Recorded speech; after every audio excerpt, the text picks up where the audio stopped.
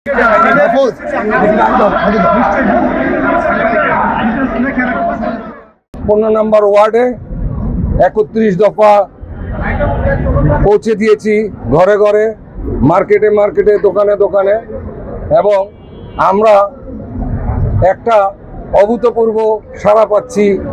জাতীয়তাবাদী দলের জাগরণ উঠেছে এবং আশা করি আমরা এই যে নির্বাচন সামনে, এই নির্বাচনে জনগণ, নারায়ণগঞ্জের বন্দর এবং নগরের জনগণ বিপুল ভোটে বিজয়ী করবে এই দলকে।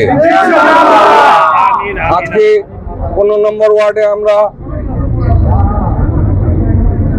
ডায়মন্ড হল থেকে যাত্রা শুরু করে ইয়ান মার্চেন্ট পর্যন্ত এসেছি। আমাদের কার্যক্রম প্রতিদিনের মতো অব্যাহত থাকবে এবং আপনাদের প্রতি কৃতজ্ঞতা, ধন্যবাদ, এবং যে নাগরিকরা আছেন 5 আসনের, যারা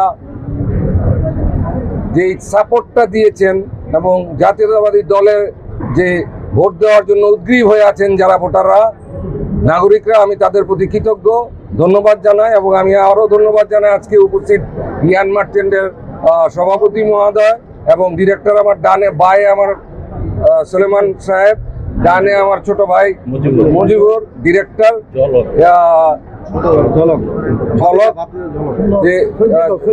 যে মেম্বার ডিরেক্টর ইয়ান মার্চেন্টের, তারাও আমাদের সাথে এই পদযাত্রায় ছিলেন, এই 31 দফা বিলিতে ছিলেন। তাদেরকেও আমি ধন্যবাদ জানাই এবং এই ধন্যবাদ জানিয়ে আজকের মতো আমাদের এই কর্মসূচি আমরা মুলতবি ঘোষণা করলাম।